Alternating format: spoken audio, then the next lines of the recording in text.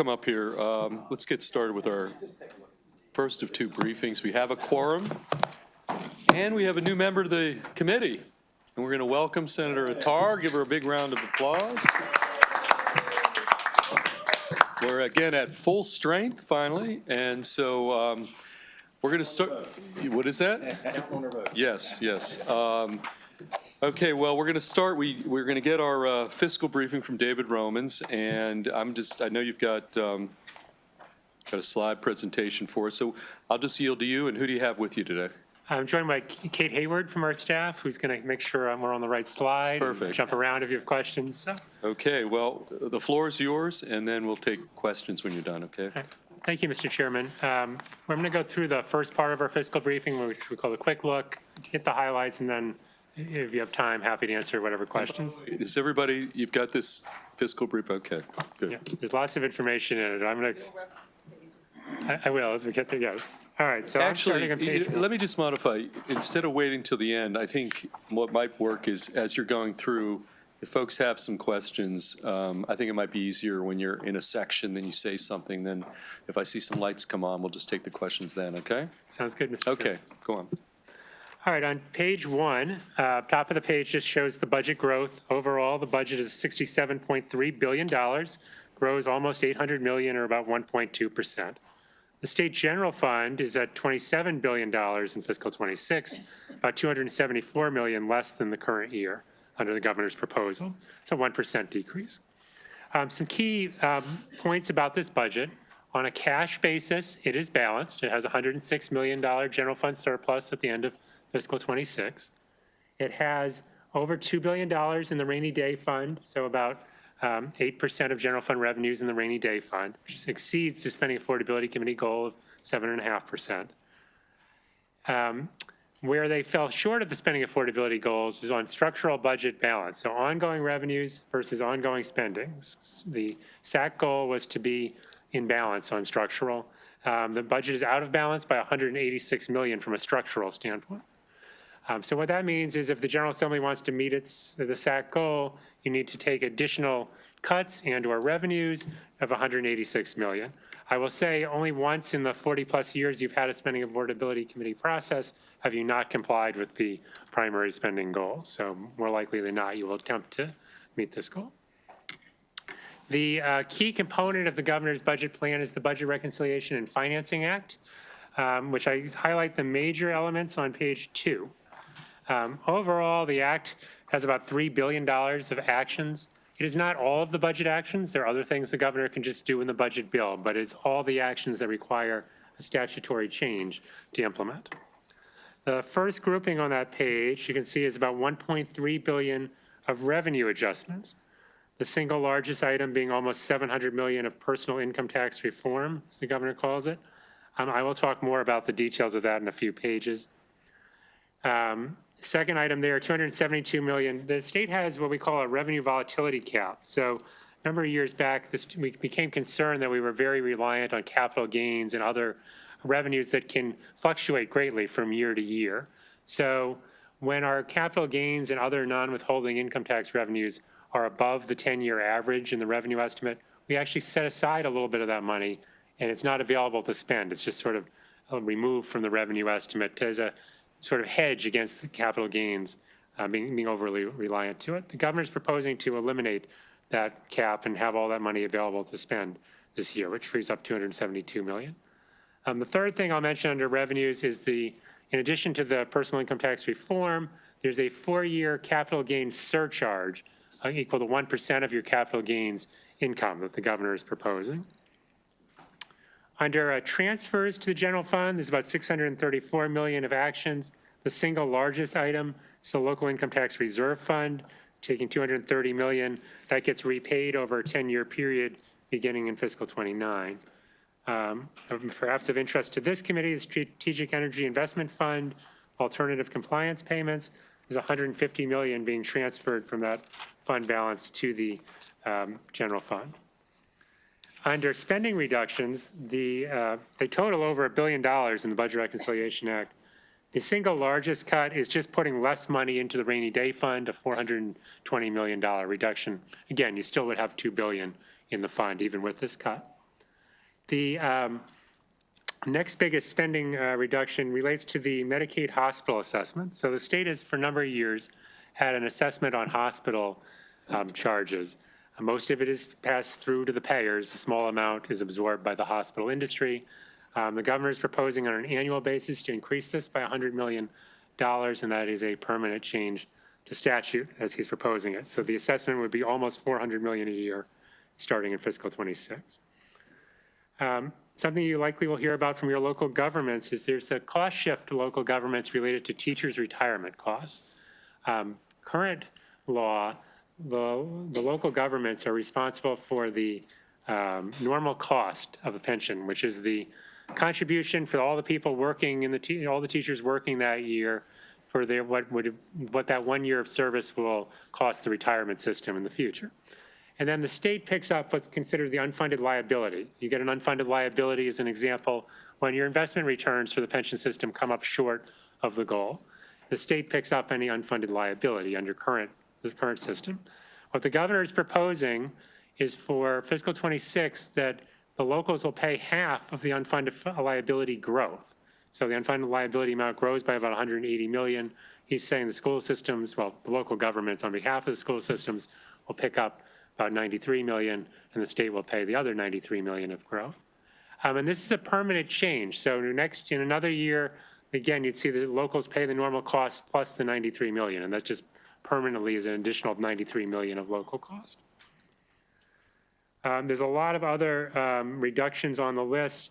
I'm not going to go through them in great detail. Further on in the document, as you see, there's an other of 124 million. We have a very painful recitation of all of the cuts starting on page 23. But I want to turn your attention to page 3 and kind of the big picture for a second. So this looks at the structural outlook. And we show what was forecast back in December by Legislative Services, which is the blue dotted line. You can see we were expecting very substantial structural budget gaps reaching $6 billion by 2030. The orange bars are under the governor's proposed plan where we end up. And you can see all 5 years, some substantial progress under the governor's plan. But in none of the years do we achieve structural balance. And by fiscal 28, you can see we get close to 2 billion, growing to over 3 billion by 2030. So this proposal of the governor, while it makes substantial headway, it comes up short of resolving the real long-term challenge. So there will have to be a second phase, if you will, of actions at some point in the future to deal with that 28 to 30 time period. Turning to page 4, back in December, Legislative Services projected about a 400 million cash deficit in the current year, about a 3 billion cash deficit for the fiscal 26 budget.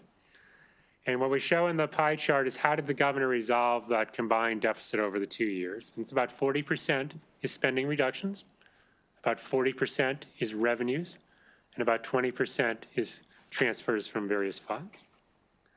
Now, page 5 takes a little deeper dive on the spending reduction side. So where is the spending less than we were forecasting? Where is it more?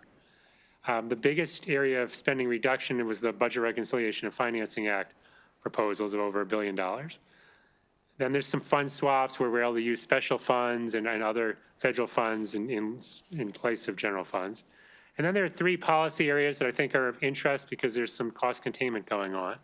The first is in the child care scholarship program, or child care subsidies for lower income families, if you will. The governor is proposing to cap participation in that program at 42,000 children in fiscal 26. We were projecting over 50,000 children would enroll in fiscal 26 back in December. The program has grown from about 23,000 children in fiscal 23. So over 2 years, we've grown by about 20,000 kids, and we were expecting it to continue to grow. Second area of cost containment is higher education. In real dollars, the university system of Maryland is getting 106 million less in fiscal 26 than it did in fiscal 25. So they will have to either absorb those cuts or increase tuition and fees to make up for some of that decrease in state support. The third area that I call your attention to is the developmental disabilities area. There was a significant deficit in the current year, about $450 million shortfall. The governor has funded that with a deficiency appropriation. However, he's also proposing cost containment to mitigate some of that cost. So he's got about 97 million of cost containment to DDA in fiscal 25 and 235 million of general fund actions in fiscal 26. Budget and Tax has already had one hearing on this topic, and I think there will be further investigation of what the impact will be on the providers and on the clients. So those are the big policy areas that took cuts. On the far right, you can see the areas where there was some growth. Medicaid gets more money than we were expecting, largely just due to differences in assumptions about growth in healthcare costs and enrollment that we are evaluating. I would say there's some initiatives and enhancements in the budget, and they are highlighted on the next page, page 6. I'm not going to go through this list. What I would say is about 2/3 of the list relates to the governor's economic stimulus proposals, if you will, as he's trying to do things to stimulate the private sector economy in Maryland. As our economic growth has been relatively modest in recent years. We've trailed the nation, we've trailed Virginia, so he's trying to do some things to stimulate growth. I'm going to switch gears on page 7 to the income tax proposal of the governor. There's a number of components to this. One of the big pieces is highlighted in the middle of the page there in the chart, showing the income tax brackets for individual filers and for joint filers. We've highlighted in yellow the tax brackets that are changing, and the changes are at the top and the bottom of the scale. At the bottom, the governor is consolidating into one single tax rate of 4.70% for the first 4 income tiers. So you can see that's for your first $1,000 of taxable income, you're going to pay a little bit more than under current law. And same thing for your second $1,000 of income. But for the single filer with income between $3,000 and $100,000 of income, they're going to see a reduction in their tax rate from 4.75% to 4.70%. So for some people, it's going to be a modest tax reduction as a result of that. On the top end, there are 2 new brackets being added. The current highest bracket in Maryland is 5.75%. The governor is proposing a 6.25% bracket and a 6.5% brackets. For the individual filer, the 6.25 kicks in at $500,000, and then for the 6.5 at $1 million. And it's similar levels, but slightly higher for the joint filers. So those are the changes in the brackets. As I mentioned earlier, on top of that, the governor is saying for any filers with income of $350,000 or more, they will pay a 1% surcharge on their capital gains income. And that $350,000 level is for both single filers and joint filers. It's no differentiation. There are some other major changes as well, which are highlighted in the bullets there. One, the standard deduction is doubled to about $5,600 for an individual, $11,200 for joint filers, and that is indexed to inflation in future years, so that will grow. But the other change is that the state filers could no longer itemize, so nobody will be able to itemize their deductions any longer under the governor's proposal. So this is part of the revenue generation of his. Hey, David, can I just, because I think I asked you this separately, just on this issue. You had told me, and this is actually more for the benefit of the committee, that currently we have about 25% of Marylanders do itemize, correct? But that number had been 50% until during the prior Trump administration. During that era, there were changes made to the state and local. Was that so it went from 50 to 25, was that largely attributable to the cap on related SALT deduction, so-called state and local tax deduction, or I'm just trying to understand, because that could be back in play depending on what happens in Congress. And so if we're in a 50% of Marylanders itemizing versus 25, that is a big issue, because you're going to have a lot of Marylanders filing their federal tax return and itemizing, and then they're going to go and file their state return. And they're like, what the heck happened? When did this itemized deduction option go away? So just back on this interplay between the 50% way it used to be versus the current 25. Right. So back before the Tax Cuts and Jobs Act, which is where the prior Trump administration's major tax reduction, roughly, like you said, about roughly 50% of Maryland filers itemized on their federal returns, and then they did the same on their state returns. As a result of the Tax Cuts and Jobs Act, putting a cap on the SALT deduction, increasing the standard deduction at the federal level, We've seen a reduction from that 50% itemizing to, in 2023, have the data now, 23% of Marylanders itemized in tax year 2023. So that was due to the federal changes. And the administration's proposal would take it to 0% of people would be able to itemize on their Maryland tax returns. As you said, the 23% could keep itemizing on their federal returns. And this is irrespective of what happens with changes to federal law as they decide Right, to but if there's extend. no action, just back on this point, if there's an expiration, if Congress does not act to reestablish what happened back in 2017, things are going to go back, will they not? I mean, Yes. it requires an affirmative act of Congress. Otherwise, we may be back into that 50% itemizers in Maryland, That's notwithstanding the governor's proposal. Okay, I just want to put that out there for just so everybody knows. So those are the major components of the tax plan. There's also a child tax credit in existing state law that people qualify for with income up to $15,000. It's a $500 credit for each child under the age of 6 in a qualifying family, as well as for disabled children under the age of 17. The governor is concerned with this program is that right now, if your income is $15,001, you lose all the credit. So he's proposing to phase it out, so up to income of $25,000, so people will be able to get at least a partial credit until their income hits $25,000. Again, it's targeting very poor families. So those are the income tax changes. Now, on page 8. Yes, Senator Washington.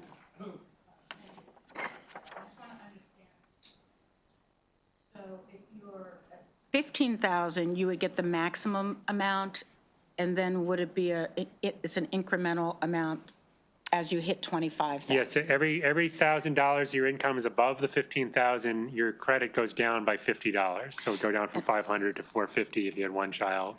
And has the amount of the program been increased, the dollar amount?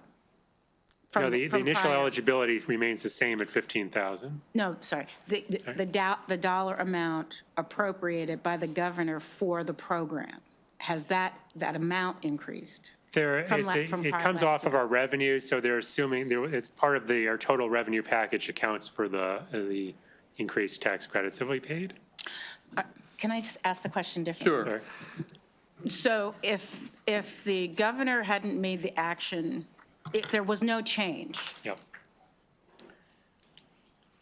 there would be a certain dollar amount based on what? How is it allocated? So How do we get money to provide this benefit? So it comes out of our income tax revenues. Okay. So it's deducted from our total income tax revenues. Okay, so it's conditional in revenues. Right. From the state's personal income tax, which, we collect billions. So has our personal income tax increased over do we anticipate an increase in revenues from prior Yes. years? We do. Yes, especially because of the other changes to the income tax. The higher tax brackets. Maybe to follow up, I agree that the plus and minus is a challenge. I just want to make sure that we're not having more people eligible for essentially a block grant. The federal government does that a lot. So we can increase eligibility and have more people able to access it, but the dollar amount that is provided to accommodate. Mm-hmm. So I would just like an analysis or understanding of how many people do we anticipating being able to provide this additional support, and will the increase in the projections based on the formula, and I'd love to see the formula, you could provide it, will that accommodate any increase? Right, we can get you more information, but the total tax package on income tax, including the capital gains surcharge, generates $820 million net to the general fund in fiscal 26. Mm-hmm. So that nets out the costs of this tax credit being enhanced a little bit. Okay, thank you. Senator Hester. Thank you, Mr. Chair. I was just curious, have you all done kind of a stack of how the proposed rate increase for the higher income brackets, plus the capital gains, plus the deduction, like what kind of impact is that going to have when they all hit, a certain household? If you look on, it's not quite what you're asking for, but on page 13 of the document, we did take some sample families just to see, well, what does this mean for actual households in terms of the tax changes? All 6 households shown in that chart are assumed to have 2 dependent children, so they're all the same family type. You see some are head of household and some are joint. We assume the first 4 households are currently using the standard deduction and would continue to do so, and households 5 and 6 are itemizers currently and would be forced to take the standard deduction. And you can see the state income tax change for the first 4 households is actually a reduction in their income tax, both because, as I showed you, there's that slight rate reduction for income from roughly $3,000 to $100,000, plus the increase in the standard deduction for households already using it means they have less taxable income. So those households would see a tax reduction. The higher income households get hit both by the shift from the itemization to a standard deduction, which is less generous for them, and from the higher tax rate, so they pay more. And again, this is just a handful of scenarios, but it gives you a little bit of a flavor of how this flows to different families of different income levels. And you can see it also flows through to the local income tax because the standard deductions and itemization affects your, the taxable income at both the state and the local level. And it's the same picture. Those lower income households actually see a small tax cut, and the higher income would pay more to the local governments. The administration has scored this as generating about $100 million for local governments across the state on an annual basis. So we are, to answer maybe your bigger picture question, our fiscal note staff are working on costing out all the different elements of the plan. And when we get to the fiscal note on the BRFA, we will have a much more robust estimate of how much each of these changes, what the fiscal impact is. Okay, we have a question for Vice Chair Kagan back on this. The county's taking a hit here. You mentioned the $100 million. I think Vice Chair Kagan has a related question about the hit to the counties or the locals. Thank you, Mr. Chair. Just a quick question, David. You just said counties are going to get $100 million. How is that offset with the counties needing to pick up the teacher pension, which is going to be a huge hit? Right. There are about 4 different changes. They're outlined on page 60 on the terms of their impact by county that shift costs from the state to the locals. They total about $144 million across the localities. So they're picking up $144 million costs that they weren't expecting to.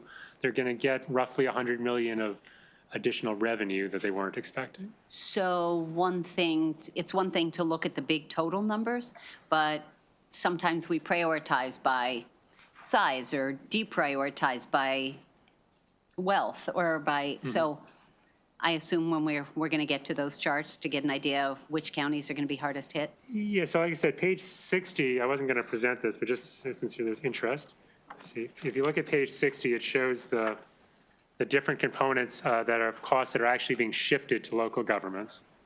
And I talked about the first column, which is the K through 12 teacher retirement, the $93 million. And you can see that just allocates based on where those costs are incurred currently. So Montgomery County takes the largest impact at roughly $20 million. Non-public placement costs. This is a K through 12 cost for special education. The state is asking the locals to cover a larger share of non-public placement costs. That shifts about $25 million to the local governments. That amount will increase in fiscal 27 by another $25 million, and likely in the same distribution that you're seeing here. And again, that's based on the actual utilization of non-public placements by county. Community college retirement is the same as teacher retirement, same concept, a small dollar amount in total. And then the last change is that right now the local governments pay 50% of the Department of Assessments and Taxes costs of doing the property assessments. The state covers the other 50%. The governor is proposing that the local governments pay 90% of the costs of doing the assessments and the state paying 10%, which is roughly the revenue split between counties and locals from the property tax. So anyway, that shows you for each of your counties what kind of costs are going to be shifted to the counties. And is there a chart in here about the disbursement or division of the $100 million revenue Like, We how have not closely scored is that that. gonna be? Yeah, we have not scored that. We're going to do our own fiscal note. The administration just gave us the top line number. They did Got not it. give us a county by county, so I can't. Makes sense. tell Thank you, you. David. Thank you, Mr. Chair. Okay, let's go to Senator Gallion, then to Senator Brooks. Thank you, Mr. Chair. Thank you for your briefing today. Just some clarity on the itemized deductions. So that would remove being able to, anything you give the charity, you can't take it off going forward? Is that? On your state return, you could still do it on your federal return. Okay. But not on your state. So would that include, there's different programs with counties that retain volunteer firefighters and EMS personnel. And they can take, I think it's like $10,000 off for being a member in good standing. Would that be taken away now as well? I think that's a different part of the Maryland tax code. I don't believe that that's Okay, quite the 'cause- same as a charitable deduction. I'd like to double check on that because that's a huge recruitment tool for volunteer fire companies. And if, I think it's up to like $10,000 like Hartford County or something like that. So if you no longer offer that, then you have one less recruitment tool, potentially less volunteers, and then you have to pay for more paid personnel. So that's one thing. The other thing, on the excess of, the rate increase for the 500,000 and the 1 million and up, this looks like similar to something that was done back in like 2008, and the result was a bunch of people left the state and you lost all that income that would have been coming in from those residents. Is that taken into account in any of this? I don't believe the administration made any assumptions about people exiting the state in those higher tax brackets. Okay, that gives me concern in the out years because we have historical data from 2008 to 2010 where it did, but thank you. Okay, we'll go to Senator Brooks, then back over to Senator Watson. Thanks, Chair. David, I want to piggyback on the chair's question about, and I'm going to piggyback on Senator Gallion's too, the TCJ, Tax Cut Jobs Act, was supposed to sunset December of this year. Right, Yeah. correct. So regardless of whether or not that sunsets, this is going to be in play?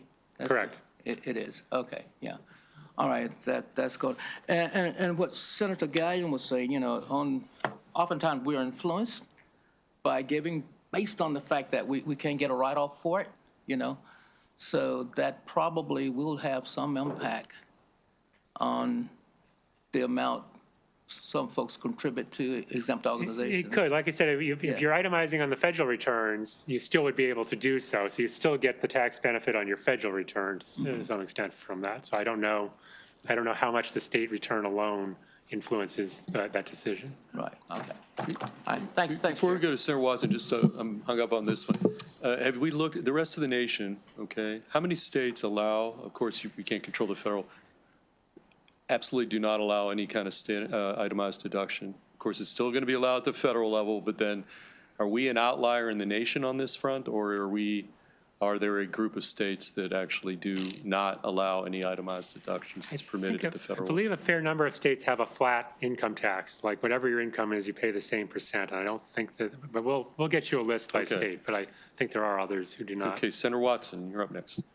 Thank you very much. When I heard about the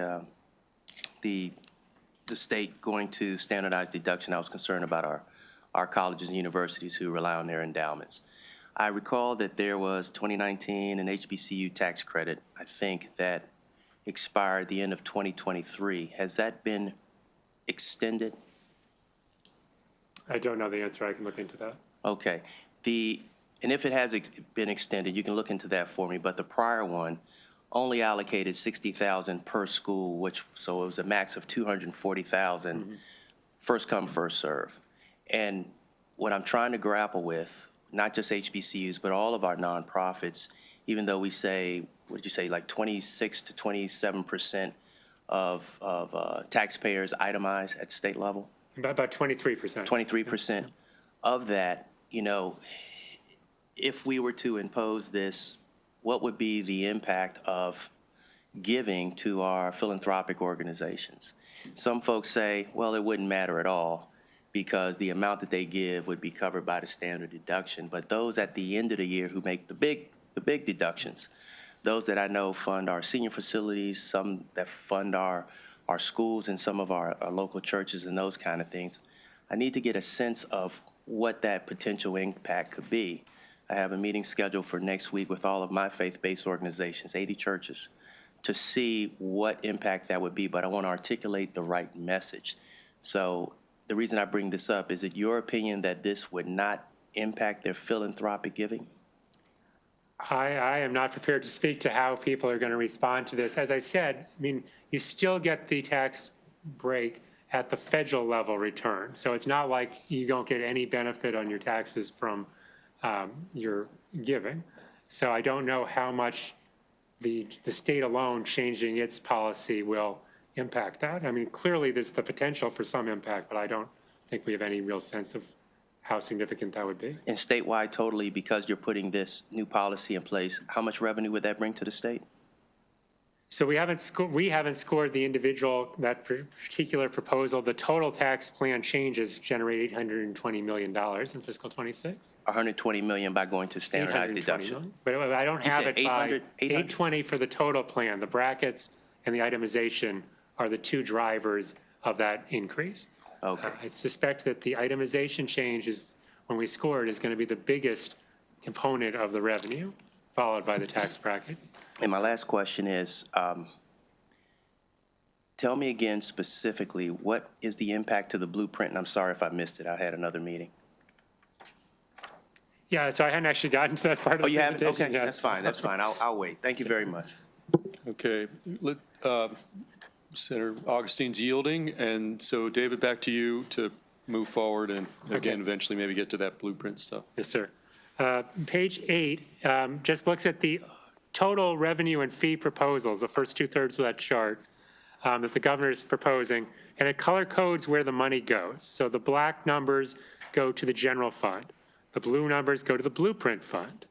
The green goes to Transportation Trust Fund, and the red are special funds, particularly in the Department of Environment and Department of Agriculture, that are dedicated to specific programs. I've talked a lot about the first 5 or 6 lines, the income tax changes. There's 2 other major kind of reforms, if you will, to taxes in Maryland. The first is corporate income taxes. This 2-part plan from the governor. One is combined to institute combined reporting, which has certainly been debated before in the General Assembly. And that would start generating revenue in fiscal '28, about $50 million, and they're assuming about $179 million of revenue by 2030. The other corporate changes to reduce the corporate income tax rate from 8.25% to 7.99%.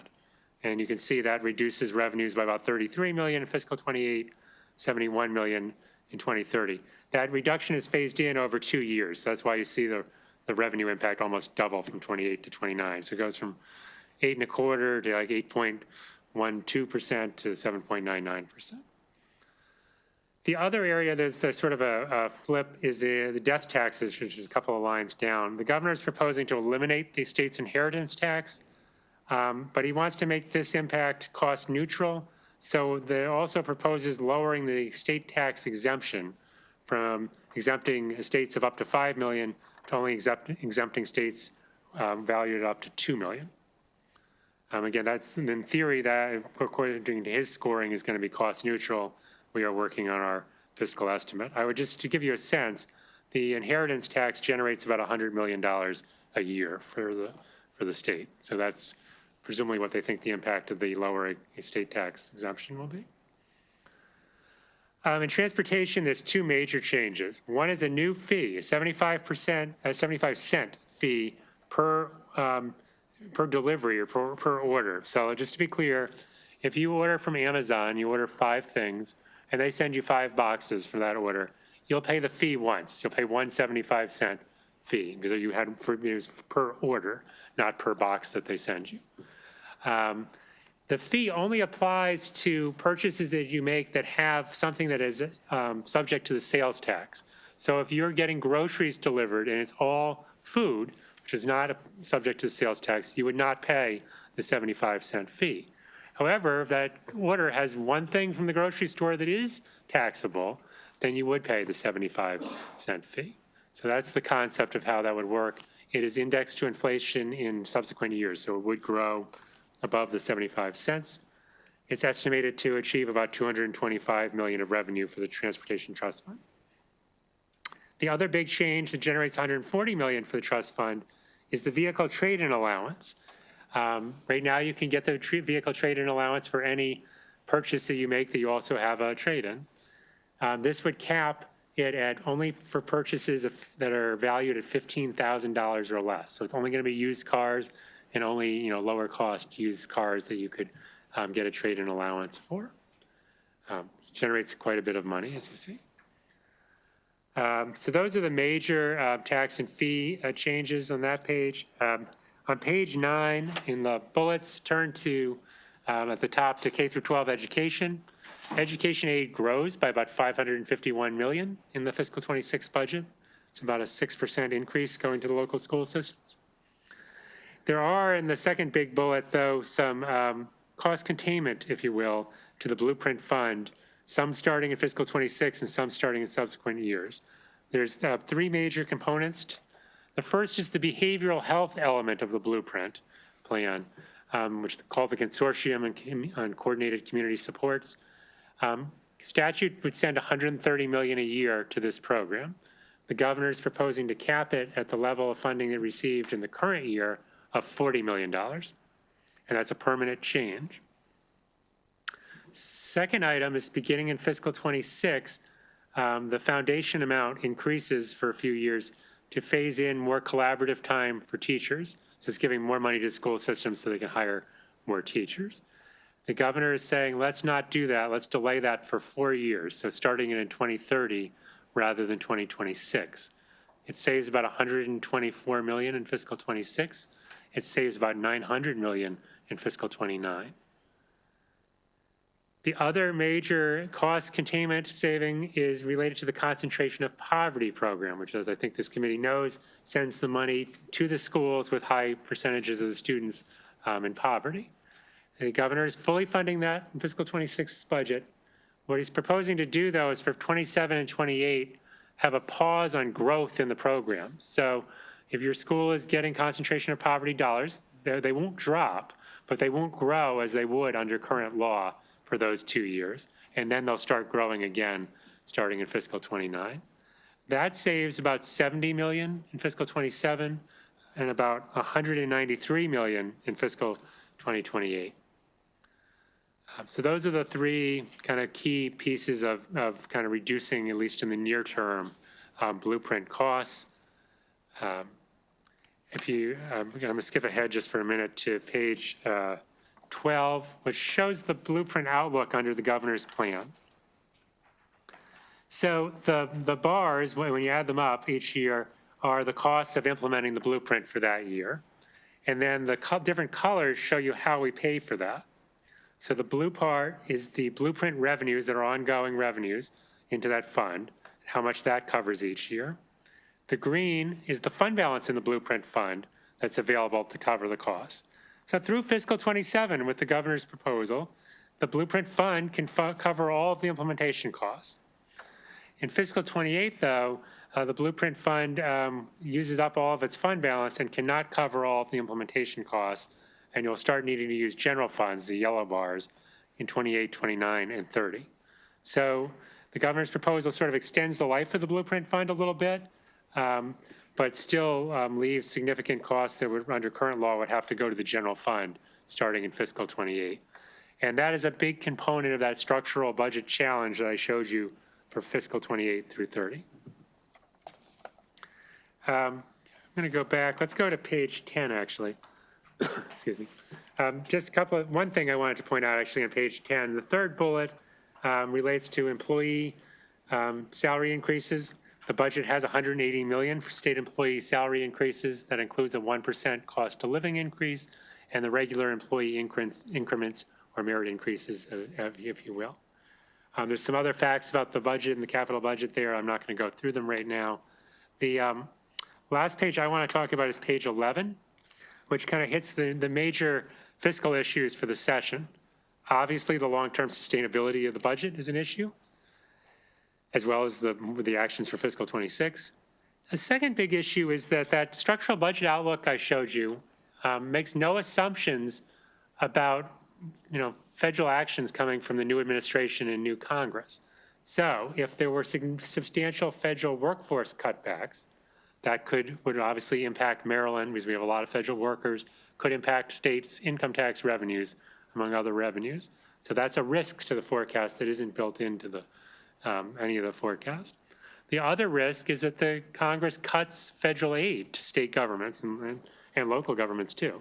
Again, there's no assumptions in the budget about federal cuts because we don't know what specific cuts might be coming, but that's again a risk to the state budget.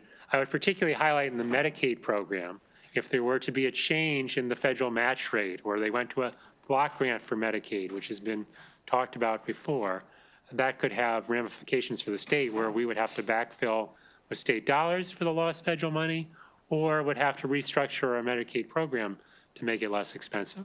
So there's a lot of risk there that is not built into the budget, and we'll certainly have to see what happens. You may have seen this morning in the news that the Trump administration has frozen federal grants to everybody, not just to state and local governments, temporarily while they evaluate all of those programs. So you can already see the potential for some cuts coming down the road. Last thing I want to mention on page 11 is the Child Victims Act of 2023, which the General Assembly passed. So this was an act that, in terms of state government, allows survivors of sexual abuse when they were in state custody to sue the state. The maximum tort claim allowed is $890,000 per occurrence. So far, about 3,500 people have come forward with what are believed to be credible claims, almost entirely related to stays in the Department of Juvenile Services facilities. These go all the way back to the 1960s. They're not all particularly recent. The Attorney General's office has hired outside counsel with expertise in these types of cases to help them. And they are negotiating with the plaintiff's counsel with the hope that they will reach some sort of settlement agreement during the legislative session. There's no money in the budget earmarked for any such settlement payment. And there's no money sort of set aside in reserve for any such settlement payment. So if there is a settlement agreement that requires an appropriation of funds for fiscal 25 or 26, the General Assembly and Governor will need to find that during the session. I think the hope is that there would be a settlement during the session, because otherwise there'd be no way to appropriate any money until next session, or you'd have to have a special session. So the hope would be that there would be some resolution on this session, but it could be extremely expensive in terms of the settlement. So that's just something that's kind of hanging over the budget, and that'll have to be resolved. David, just on that point, okay, just doing the math. So you say currently 3,500 times 890,000 max. I mean, right now it's 3 billion max exposure, but what's the deadline? You know, how much longer can more claims come in? What's our window here? Yeah, so there is, in statute, there is no deadline. I think there's been some talk about whether there needs to be some sort of end date for people with the older claims to come forward. But right now, they could keep coming forward, you know, as long as so that 3,500 is likely to skyrocket higher, and the 3 billion max is going to be a much higher number. Okay, we'll go to Senator Hester, and then we'll go to Senator Watson. Senator Hester? Thank you very much. I was just curious, where it says that there's $180 million from the Strategic Energy Investment Fund reserved in the dedicated purpose account to fund the state's climate pollution reduction plan. Exactly which plan is that? I mean, the administration had a plan from last year that was funded in a similar manner. I'm not an expert in that. I can get So you like, more is that like going back to that report that MDE did Yes, that didn't have any costs in it? I think that's correct. Okay, thank you so much. I mean, that was the one that was estimated to would cost $1 billion. Had it been quantified, or at least $1 billion, I think. Right.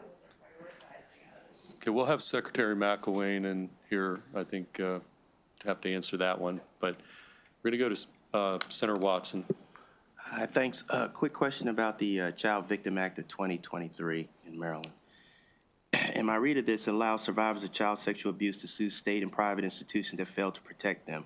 One is, when we worked on this bill, I really thought there was a look-back period, so it wasn't indefinite. There was a certain period of time, but I'll look at that again.